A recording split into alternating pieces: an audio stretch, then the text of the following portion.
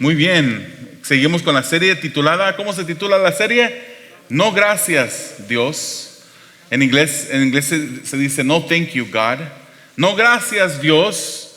El resultado de desobedecer a Dios. Tenemos un libro muy pequeño, es una serie pequeña de solamente 4 semanas. A través de este libro, hoy día estamos en el capítulo 2, pero vamos a comenzar con el último versículo del capítulo 1, que seguramente usted se preguntó la semana pasada por qué no se mencionó.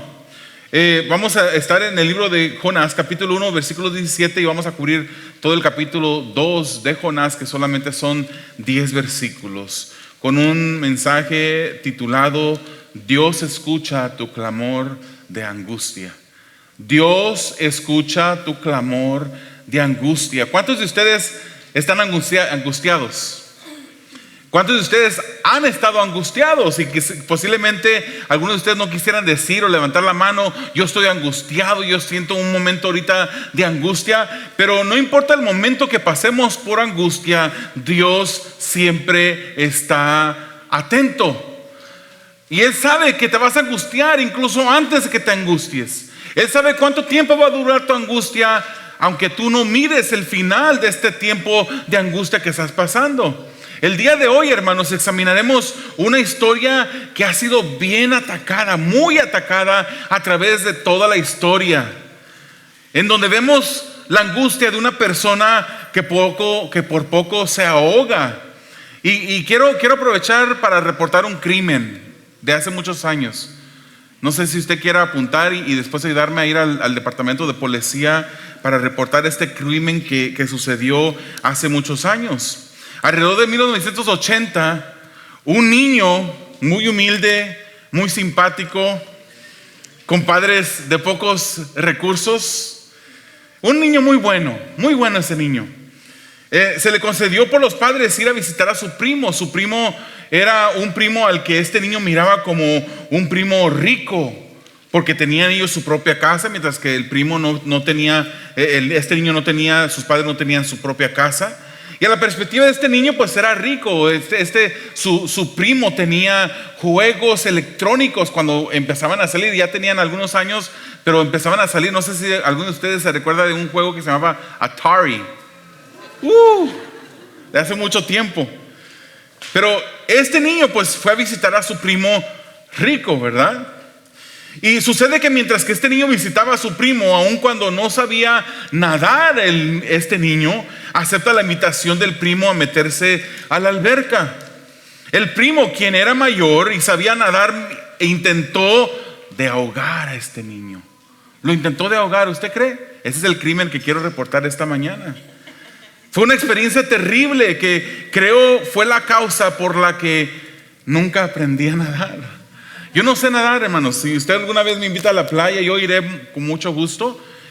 Con mi familia iremos, pero yo me quedaré en la orilla sin tocar el agua. No sé nadar. Estudiando el pasaje de hoy, yo me recordé y mi memoria se fue a ese tiempo atrás, cuando mi primo, jugando conmigo, dicho sea de paso, para el récord, no fue un crimen, no fue a propósito, simplemente estaba jugando conmigo, pero yo sentía ese momento cuando él me tenía bajo el agua como si hubieran sido semanas, como si hubieran sido días, porque yo me angustié en ese momento de tal manera que yo pensaba que ya había terminado mi vida allí. Todos hemos pasado por tiempos de angustia. Todos hemos pasado por momentos en los que pensamos que Dios no está a nuestro lado, que Dios no escucha nuestro clamor. Pero en nuestro caminar, hermanos, nosotros nunca estamos solos, nunca. A veces parece, ¿verdad que sí? A veces parece que uno clama a Dios, le pide, uno ora y parece como que Dios no nos escucha, pero Dios siempre está ahí. Vamos a leer el versículo 17 del capítulo 1. Y el primer versículo del capítulo 2 con el primer punto que dice: Dios vuelve a detener la huida. Dios vuelve a detener la huida. ¿Se recuerda la semana pasada cómo Jonás huyó? Dios le dijo: levántate, ve a esta ciudad que se llama Nínive, esta gran ciudad, y predica, porque el pecado de ellos ha llegado a mi presencia. En otras palabras, no ignoro toda la maldad que está haciendo esta ciudad. Ve y predica. Y como buen niño, este Jonás se levanta y hace la voluntad de Dios, ¿verdad que no? No, no la hizo, no hizo la voluntad de Dios, sino que en lugar de ir al rumbo a Nínive, se va al lado opuesto. Él se va a Tarsis y agarra un barco, una embarcación, se sube a una embarcación y en esa embarcación hay una tormenta. Él duerme, lo llaman a despertar. ¿Qué estás haciendo? ¿Por qué estás dormido? Y al último se descubre que esa tormenta estaba sucediendo porque él estaba huyendo de Dios. Imagínense nada más, ¿quién en toda la historia humana ha podido huir de Dios? No se puede huir de Dios, pero él trató. Esa es la necedad del corazón del hombre. Él trata de huir y en esa huida Dios manda esa tormenta, desata esa tormenta. Y los marineros le preguntan, ¿cómo es que podemos hacer para que esta tormenta se calme? Él dice, pues aviéntenme. Él no dijo, ¿saben qué? Regresemos al puerto, ahí me bajo yo, entonces agarro la dirección correcta que yo debí de tomar al comienzo. No dijo eso, dijo, aviéntenme al agua. O sea, él, aunque no dijo la palabra no dice que estaba huyendo allí, seguía con esa intención de huir. Quería huir de la palabra del Señor, de lo que el Señor le había mandado que hiciera. Entonces él cae al agua y aquí es donde retomamos la historia. Versículo 17. El Señor por su parte dispuso un enorme pez para que se tragara a Jonás, quien pasó 3 días y 3 noches en su vientre. Entonces Jonás oró al Señor su Dios desde el vientre del pez. En una aula, una vez, un estudiante en una clase que estaban estudiando los diferentes tipos de peces y diferentes tipos de monstruos marinos que han existido a través de la historia, hablaban sobre las ballenas. Y un niño le pregunta a la maestra, ¿cómo es que una ballena se puede comer a un humano? Este niño tenía un trasfondo cristiano y había ido a la escuela dominical donde había escuchado la historia de Jonás. La maestra le responde a este niño que era imposible que un hombre fuese tragado por una ballena gigante, o más bien un pez grande, porque la garganta de estas ballenas, aun cuando son grandes las ballenas, las gargantas están pequeñas y es imposible, le decía la maestra. Y el niño le dice, cuando vaya al cielo voy a preguntarle a Jonás cómo sucedió esto. Pero la maestra, escéptica y posiblemente a lo mejor ni en Dios creía, la maestra le contesta preguntando, ¿y si Jonás se fue al infierno? El niño le contesta, entonces le pregunta a usted cuando vaya. La historia de Jonás con relación al gran pez, hermanos, es una historia que a través de la historia ha recibido muchos ataques. Los escépticos no creen en el milagro de un pez grande tragándose a un hombre. El libro habla de muchos otros milagros, hermanos. ¿Se recuerda la semana pasada que hablamos cómo dice la Biblia que Dios desata una tormenta? La desató y el barco amenazaba con volverse pedazos por causa de esta tormenta.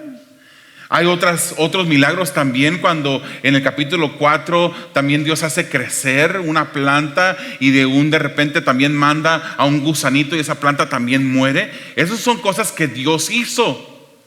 La gente no cuestiona el que Dios haya hecho una tormenta, pero cuestiona el que una ballena o un gran pez se haya comido a un hombre. Pero podemos entender, hermanos, que esta historia fue una historia verídica. No hay exageración aquí.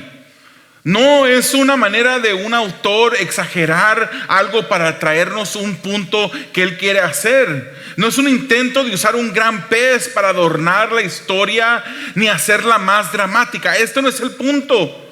Es más, la ballena ni siquiera, sigo diciendo la ballena, hermanos, pero es un gran pez, así dice la Biblia.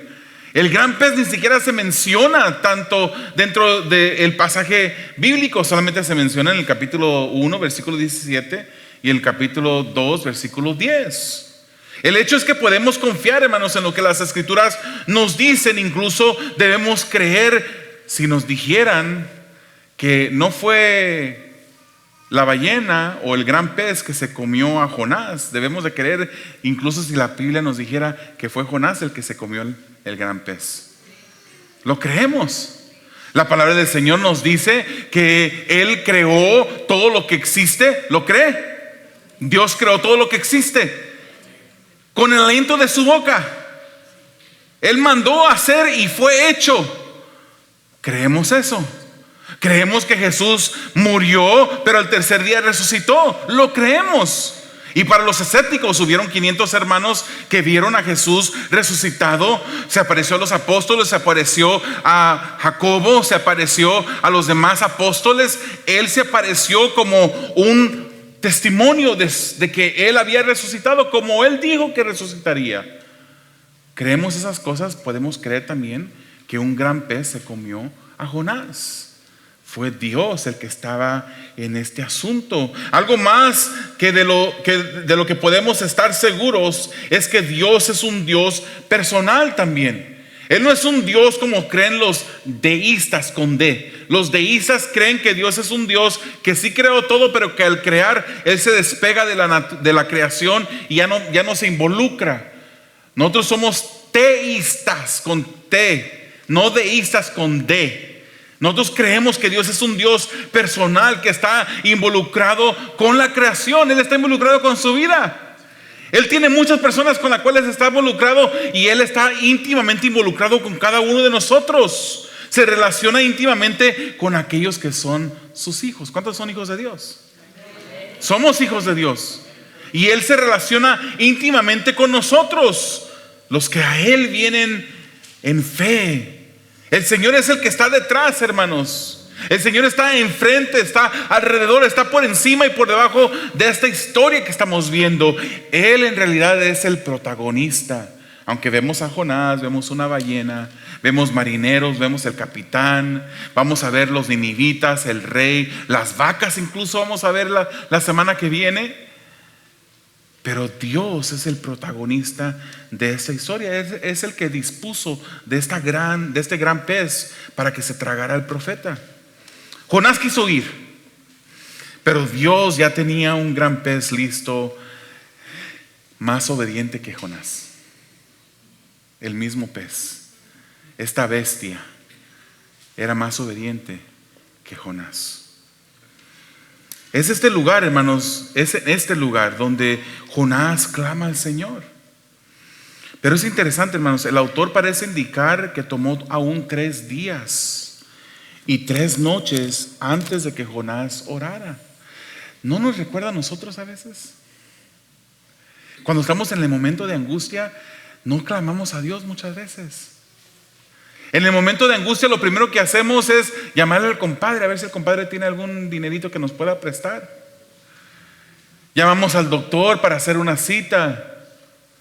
Llamamos a alguien más porque queremos un consejo y no clamamos a Dios. A veces pensamos que una persona física, una voz audible en el otro lado del teléfono es más que clamarle a Dios. Y pasa una cosa y otra cosa, pasa un día y otro día y muchas veces estamos como angustiados y continúa la angustia porque uno no clama a Dios. Hermanos, cuando clamamos a Dios es lo más cerquitas que un cristiano tiene a la magia. Es algo mágico. No estoy diciendo que es magia, pero cuando uno clama a Dios, uno vuelve a centrar su enfoque en Dios.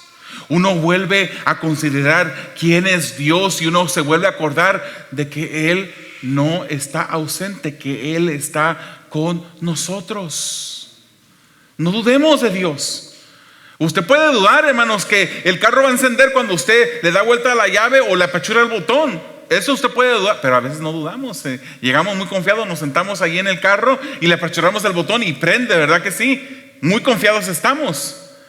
Usted puede dudar, hermanos, de cualquier otra cosa, de cualquier otra persona, pero de Dios, por favor, de Dios no dude, que Él está con usted. Aún en este momento de incertidumbre, Él está con usted.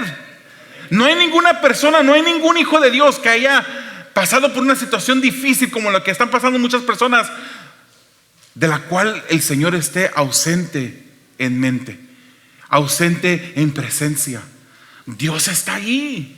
y podemos clamar a Él. Jonás se tomó 3 días y 3 noches antes de clamar a Dios, antes de orar. Y los lectores del tiempo, hermanos, cuando ellos escuchaban esta historia en el tiempo cuando se escribió Jonás en el Oriente Próximo, esos 3 días y 3 noches significaba algo para ellos. En el Oriente Próximo se creía que se necesitaba de 3 días y de 3 noches para viajar a través del inframundo o el lugar de los muertos. Hay una clara conexión con la muerte y la desesperanza aquí. O sea, este Jonás estaba ya al borde de la muerte, hermanos. ¿Quién ha sido tragado por una ballena alguna vez que haya sobrevivido ese suceso? Jonás, por obra de Dios. Pero ¿quién más? ¿Cuántas historias conocemos como esta? Hay una clara conexión con la muerte y la desesperanza. Hermanos, yo quiero animarles en esta mañana. ¿Qué es lo peor que pueda pasar? ¿Qué es lo peor que pueda pasar? ¿Que usted caiga en manos de la autoridad? Eso no es lo peor que pueda pasar. ¿Qué es lo peor que pueda pasar? ¿Que usted no tenga comida en el refrigerador? Eso no es lo peor que puede pasar. ¿Qué es lo peor que puede pasar? ¿Que usted muera? Pero si es un hijo de Dios, es lo mejor que le puede pasar. Su vida está en las manos de Dios. ¿O dudamos de Dios? ¿Estamos confiados en Dios o dudamos de Dios? Hermanos, estar ausentes del cuerpo es estar presentes con Dios. Hay veces que yo, y no es el Señor, hay veces que yo en mi humanidad, cuando hago esa pregunta y presento eso a la congregación, pregunto: ¿cuántos quieren morirse? Es verdad, no nos queremos morir. Queremos disfrutar con nuestros hijos, nuestra familia, pero disfrutar de la presencia de Dios, hermanos, es mucho mejor. Mucho mejor. El día martes yo tuve la oportunidad de orar por una familia, de recibir una noticia que fue oportunidad, hermanos. Y lo digo yo de esta manera porque es así. Fue una mala noticia que recibimos. Mi esposa y yo nos llamaron que a un hermano de la congregación lo habían arrestado. Un hermano que está sirviendo, que está comenzando a caminar con el Señor de una manera más entregada. Él se iba a bautizar hoy a las 3 de la tarde. Y pasó así. No fue inmigración que lo arrestó. Seguramente muchos de nosotros pensamos, muchos de ustedes pensaron, fue inmigración que lo arrestó, ¿verdad? Porque eso es lo que ahorita está muy candente dentro de los medios sociales. No fue inmigración, pero sí fue arrestado. En el momento cuando él había volteado su vida hacia Jesús, en el momento cuando él había decidido hacer las cosas correctas, había entregado, se quería dedicar al servicio del Señor. Y el viernes, tuve la oportunidad de ir a verlo al condado, al centro del condado, a la cárcel. Y cuando lo vi, pues yo iba ya con mis escrituras, hermanos. Me dejaron entrar con la Biblia. Yo iba ya con las escrituras que yo le iba a decir, y este hermano me recibe con una sonrisa. No pude ni siquiera saludarlo. Me puso en el vidrio, me puso la mano, nos saludamos así. Y él me dijo algo que me animó a mí. Cuando yo pensaba que yo llegaría allí para animarlo a él, él me animó a mí. Él dijo: estoy confiado en el Señor. Antes de entregar su vida al Señor, él había vivido una vida contraria a la voluntad de Dios. Y ese pasado de hace muchos años llegó ahora a alcanzarlo. Él está ahora sufriendo las consecuencias de sus acciones. Pero aún así, él decía: yo confío en Dios. Y oramos por él. Seguimos orando por él. Le aconsejé: hermano, pídele al Señor misericordia, porque aún cuando estás sufriendo los resultados de tus decisiones, Dios es un Dios de misericordia. Un Dios que puede hacer algo y que puede hacer las cosas posibles que tú piensas que son imposibles. Hermanos, el Señor está con nosotros. Y yo quiero muy pronto un día darles el testimonio de lo que pasó con él, cómo Dios obró en su vida. el testimonio que él seguramente va a dar de cómo Dios hizo las cosas posibles aun cuando se miraban completamente imposibles. No podemos huir de Dios. En lugar de huir de Dios, debemos de clamar a Dios. La situación negativa que podemos pasar no son situaciones negativas. Son oportunidades para clamar a nuestro Dios, para que la mano gloriosa de nuestro Padre Celestial se manifieste en nuestros medios. Romanos 8:28, todas las cosas obran para bien para aquellos que aman al Señor, aquellos que son llamados conforme a su propósito. Ahí muchas veces leemos ese versículo y ahí nos quedamos y no vemos el versículo 29. El 29 dice que la voluntad de la cual habla el 28 es que el Hijo de Dios, su semejanza, sea creada en nosotros. La dificultad nos hace más a Cristo, o tiene el potencial de hacernos más a Cristo. En medio de la dificultad podemos confiar en Dios y nuestra fe puede crecer, nuestra paciencia puede aumentar si aceptamos de Dios lo que Él tiene para nuestras vidas. En lugar de quejarnos, en lugar de huir de Dios, clamemos a Dios. No escuches las voces que te dicen todo está perdido. No escuches las voces que te dicen Él ya no te escucha ni te va a escuchar. Aún en plena huida, hermanos, en pleno pecado, cuando hay arrepentimiento, hay misericordia. Si te arrepientes, el Señor tiene misericordia. Dios en su misericordia detiene o limita tu pecado, pero no persistas en seguir. No esperes más tiempo, deja de huir de Dios. Clama a Él porque Él te escuchará, como dice Salmo 51, versículo 17. El sacrificio que te agrada es un espíritu quebrantado. Tú, oh Dios, no desprecies al corazón quebrantado y arrepentido. ¿Tienes angustia, hermanos? ¿Tienes angustia? En este momento, cuando hay mucha angustia y el nivel de angustia ha crecido bastante, clama a Dios. Si tu angustia va creciendo, es porque tu confianza va disminuyendo. Y si tu confianza va disminuyendo, es porque no estás clamando a Dios, porque no estás tomando la oportunidad que Dios te ofrece de entrar en tu recámara, cerrar la puerta y derramar tus lágrimas al Padre Celestial, que Él te escucha.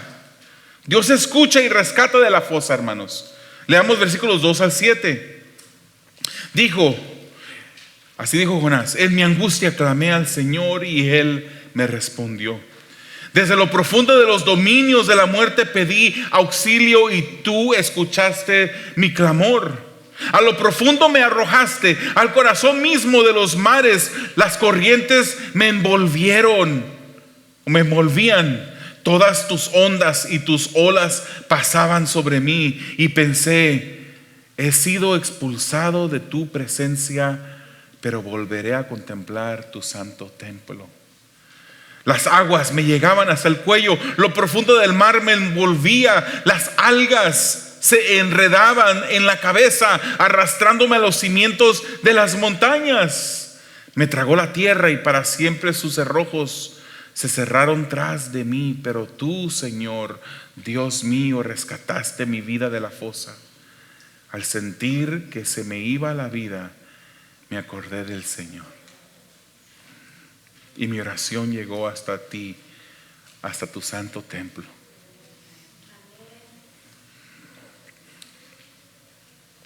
Hermanos, Jonás tuvo que llegar a un momento de angustia para volverse a Dios.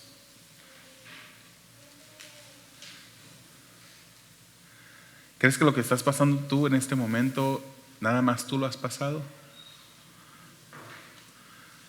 ¿Crees que la angustia que estás sintiendo en tu corazón por cualquier situación, solamente tú lo estás sintiendo? Tuvo que llegar al momento de angustia para que él clamara a Dios. ¿Crees que Dios no es el que pone y quita reyes? ¿No crees lo que la palabra del Señor dice, que Él le ha dado la espada al gobierno para ejecutar juicio.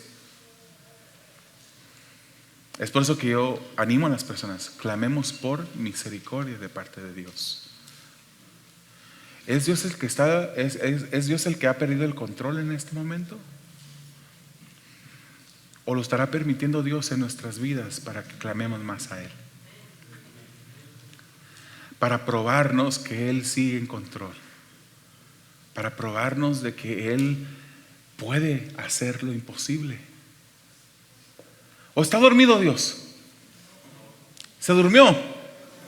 Está tan, por ejemplo, la Biblia lo llama el anciano de días. Está viejísimo Dios, ya se duerme en cualquier momento, hasta sentado y hablando se queda dormido. No, Dios está atento. Y no solamente está atento mirando, Él está obrando. Su mano poderosa está obrando en nuestras vidas. Y el Señor permite esos momentos de angustia en nuestras vidas, hermanos, para que le clamemos a Él. Hermanos, yo quiero decirles una cosa: la iglesia históricamente ha surgido, ha embellecido, ha crecido en los momentos de angustia, en los momentos de tribulación. ¿Usted cree que vivimos en la mejor economía del mundo, en el país que ha sido usado por Dios para hacer mucho bien alrededor del mundo? Así es. Y estamos bendecidos. Tenemos, hermanos, he escuchado personas que dicen: yo prefiero ser pobre aquí que ser rico o ser pobre en mi país.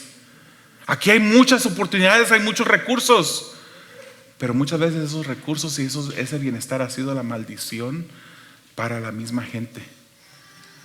La iglesia se ha cruzado de manos, se ha sentido tranquila.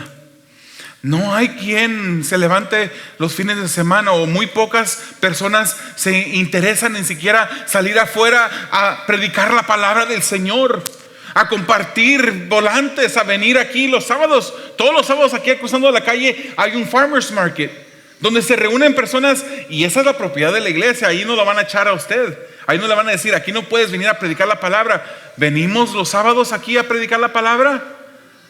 ¿Cuántos de nosotros tenemos ese interés? Hermanos, la comodidad a veces no es buena.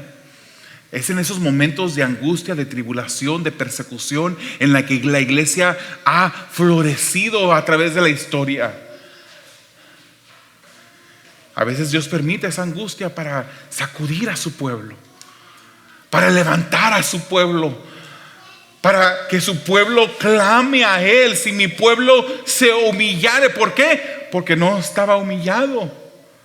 Si mi pueblo se humillare y clamare a mí, ¿por qué? Porque no estaba clamando a Él. Él quiere oír desde los cielos. Él quiere obrar en tu vida, y Él ha decidido hacerlo a través de ese recurso que nos ha dado, que se llama oración. Oración, hermanos. Clamemos a Dios. Él tuvo que esperar hasta ese momento de angustia, y Él clama a Dios en este momento. Recordamos cómo Él había tomado decisiones de huir de parte de Dios, pero es en este momento cuando Él clama a Dios. Hermanos, la angustia es una oportunidad de nuestras vidas para acercarnos a Él. Dios responde porque es un Dios que es compasivo y lleno de misericordia. Este versículos del 2 al 7, hermanos, está escrito de una manera poética. Si usted lee, no se alcanza a ver bien el diseño poético de las estrofas en la pantalla que usted está mirando, pero está llena de estrofas y paralelismos. Un paralelismo es una estructura que se repite para dar un ritmo y agregar carácter poético. Esta porción, hermanos, si usted se fija, el versículo 2 comienza y termina el 7 termina con angustia y sentimiento de muerte, pero también de respuesta de Dios. Dice el 2: en mi angustia clamé al Señor, y Él me respondió. Desde lo profundo de los dominios de la muerte pedí auxilio, y tú escuchaste mi clamor. Ahí está el paralelismo. Si divide el versículo 2 en dos, usted mira: en mi angustia clamé al Señor, en mi angustia. Y la primera parte de la segunda parte de ese mismo versículo dice: desde lo profundo de los dominios de la muerte pedí auxilio. Pero esas dos partes terminan con: y Él me respondió. Y y tú escuchaste mi clamor. Al sentir, dice el versículo 7, al sentir que se me iba la vida, me acordé del Señor y mi oración llegó hasta ti, hasta tu santo templo. Él dice en el versículo 3, me arrojaste a lo profundo, al corazón de los mares, me envolvían las corrientes. Él pensó que Dios mismo lo había corrido de su presencia, lo había echado de su presencia. A veces nos sentimos así, ¿verdad, hermanos? A veces nos sentimos así. Y muchas veces nos sentimos así porque estamos caminando lejos de Dios, porque no estamos orando, no estamos leyendo la palabra. El versículo 5 dice, las aguas le llegaban hasta el cuello, estaba en lo profundo del mar. Las algas parecían cadenas que lo enredaban para apresarlo. Hay un lenguaje aquí muy vivo de cómo él se sentía, la angustia que él sentía en su corazón. El versículo 6 dice que estaba siendo arrastrado hasta las profundidades. Él pensó que nunca jamás iba a salir de ahí. Hasta aquí llegó su vida, él pensó. Como cuando yo estaba debajo del agua que mi primo me tenía. Yo pensé, hasta aquí llegó mi vida. En momentos nos hemos sentido como Jonás, hermanos, en desesperación, perdidos, como que Dios ya no nos escucha. Jonás por poco pierde la vida ahogado y luego se encuentra en la barriga de un gran pez. Y luego hermano, tome en cuenta lo que ha de haber sido esa experiencia. Muchos de nosotros, yo por ejemplo, yo puedo ver cosas que no son muy gratas, así pues digamos alguien sangrado con la mitad de un brazo colgando. A mí esas cosas no me molestan, pero el olor es lo que a mí me causa que mi estómago se me revuelva. Imagínense Jonás dentro de esa barriga, nadando en los ácidos de un gran pez, con cuerpos de otros peces que ese pez, gran pez, se había comido en descomposición. ¿Cómo ha de haber olido ahí?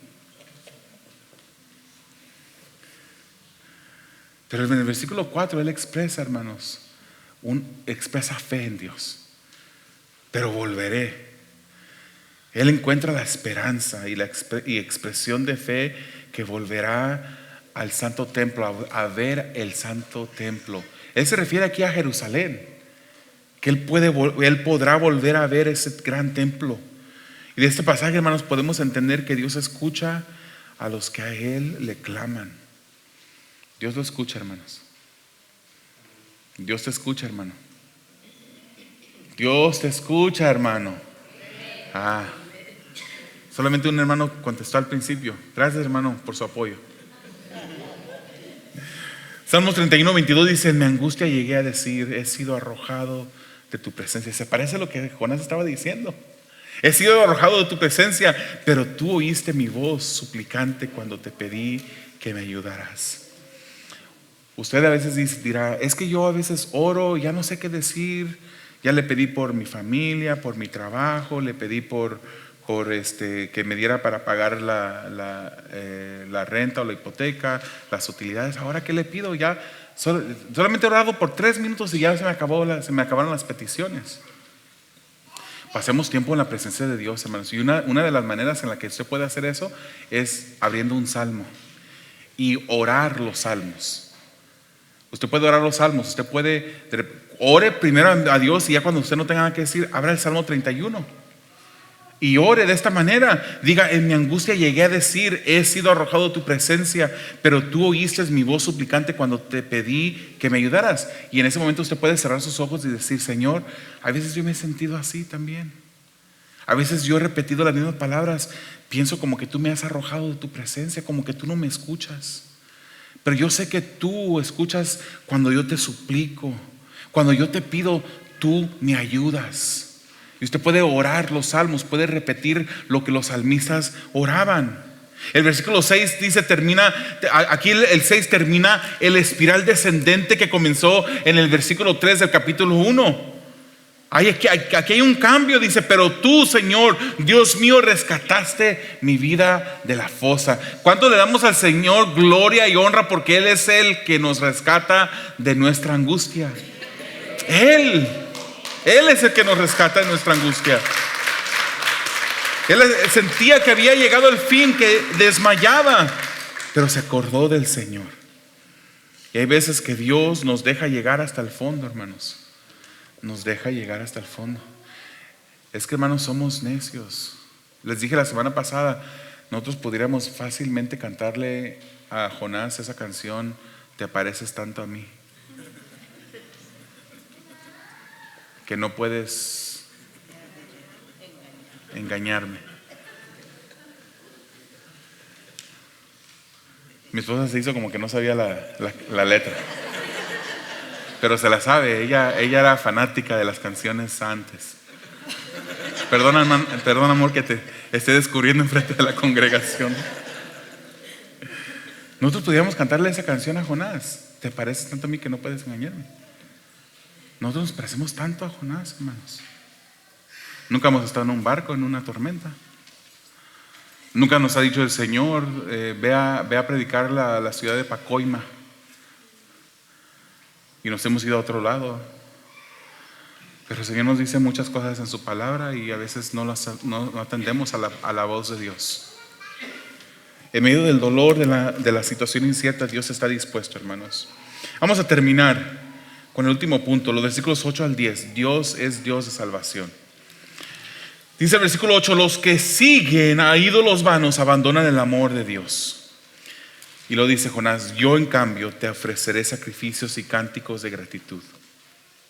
Cumpliré las promesas que te hice. La salvación viene del Señor. Entonces el Señor dio una orden y el pez vomitó a Jonás en tierra firme. Hermanos, este Jonás estaba viviendo ¿qué? Algo de la cual él era inocente. ¿Era inocente él? No. Él estaba viviendo las consecuencias de su huida, de su desobediencia. Eso es lo que estaba pasando con Jonás. Y Dios le muestra, aún en esa situación, que Él era el Dios de salvación. Jonás reconoce que los que siguen a ídolos vanos, los que huyen tras ídolos y pecados, abandonan el amor de Dios. Es lo que está diciendo Jonás. Abandonan el favor del amor de Dios. Y esto se parece, hermanos, al Salmo 31:6, donde dice: odio a los que adoran ídolos vanos. Yo por mi parte confío en ti, Señor. Jonás contrasta con esos que van tras sus ídolos, y él dice que hace una decisión de servir a Dios. Toma el camino que los marineros habían tomado. ¿Se acuerda la semana pasada cuando los marineros se dieron cuenta que Jonás le servía al Dios que creó el mar? Y que le preguntan, entonces, ¿qué estás haciendo? ¿Por qué estás huyendo? A partir de eso ellos ofrecen sacrificios y hacen promesas a Dios. Ahora aquí este Jonás está haciendo lo que él debió de haber hecho al principio. Él ofrece sacrificios y cumple promesas, pero por lo menos, hermanos, lo hizo después. Nuestro caminar no ha sido perfecto, ¿verdad que no? A veces le fallamos al Señor, pero es sabio reconocer lo que hemos hecho y corregir nuestros pasos, pedirle perdón al Señor, y Él tendrá misericordia de nosotros. Él hace una declaración puntual aquí, hermanos: la salvación viene del Señor. Y nuestra historia termina con un Jonás en un espíritu fortalecido, vomitado, lleno de vómito, pero fortalecido su espíritu. Imagínense cómo olía a Jonás. La próxima semana es muy probable que el pastor Eric mencione cómo era puntual que Dios usara de un pez, y que posiblemente personas vieron a este Jonás que fue vomitado por un pez, porque ellos adoraban a un Dios que era mitad hombre, mitad pez, los ninivitas. Y de ese pez sale un hombre, aunque maloliente, posiblemente hasta 3 días en ácidos. ¿Cómo ha de haber estado su piel? Bien blanquita, bien descolorida. Pero él reconoce en ese momento, con un espíritu favorecido, fortalecido, que la salvación viene de Dios. Hermanos, Dios es un Dios soberano. Él hace como Él quiere, cuando Él quiere. ¿Quién como Dios? ¿Quién puede responder en salvación como Dios? Solamente Él. Dios puede salvar. Dios puede tener misericordia. El Hijo de Dios, Él está atento cuando clama el Hijo de Dios a Él. Es por eso que nos dice el Salmo 34:19. Un salmo que le leía a mi hermano en la cárcel el viernes. Muchas son las aflicciones o las angustias del justo, pero de todas ellas lo librará el Señor. El Señor lo librará de todas ellas. Hermanos, Dios escucha el clamor. ¿Cuántos de ustedes en este día van a hacer una decisión delante de Dios de cuando venga la angustia, en lugar de llamarle al compadre, en lugar de llamarle a un abogado, en lugar de abrir sus medios sociales y tomar fotos y videos y publicarlas en línea? ¿Cuántos de ustedes van a clamar a Dios en ese momento? ¿Cuántos de ustedes hacen una decisión en esta mañana de clamar a Dios? Dios es ese Dios, hermanos, que así como Jonás, es ese Jesús que así como Jonás estuvo 3 días y 3 noches en el vientre de un pez, Jesús también lo hizo. Dice Mateo capítulo 12:40, porque así como Jonás estuvo 3 días y 3 noches en el vientre de un enorme pez, también 3 días y 3 noches estará el Hijo del Hombre en el corazón de la tierra. ¿Por qué menciono esto? Obviamente hay que ir a una conexión con Jonás. Jesús consideró el personaje de Jonás como alguien histórico, alguien que en verdad existió. Pero él estuvo en la tumba 3 días y el tercer día resucitó. Ese mismo Dios que levantó a Jesús puede levantarte a ti en medio de tu angustia. Si Él lo pudo hacer con Jesús, lo puede hacer en tu vida. No dudemos de Él. Él es quien escucha nuestro clamor. Él está con nosotros, hermanos. ¿Por qué no inclinamos nuestro rostro, cerramos nuestros ojos y le damos gracias a Dios que en su soberanía y misericordia Él detiene nuestras huidas, nuestras desobediencias, nuestros pecados? ¿Por qué no recordamos en este momento que cuando clamamos a Dios, Él nos rescata de la fosa del peligro? ¿Por qué no le damos gracias a Dios en este momento por ser el Dios que nos dio salvación? ¿Qué es lo peor que nos puede pasar a nosotros como hijos de Dios? Morir sería lo mejor que nos puede pasar. Estar en su presencia, hermanos. Amemos ese día futuro desde ahorita, en la que estemos en su presencia un día. Y ya no más estaremos sufriendo ni en angustia, ni en tribulación, ni en ninguna situación que causa angustia en nuestras vidas. Es ese Dios de salvación que está con nosotros y ha prometido estar con nosotros hasta el fin. Dios eterno, te damos a ti gracias. Gracias porque eres bueno. Gracias porque sabemos que tus oídos, tus ojos están atentos siempre.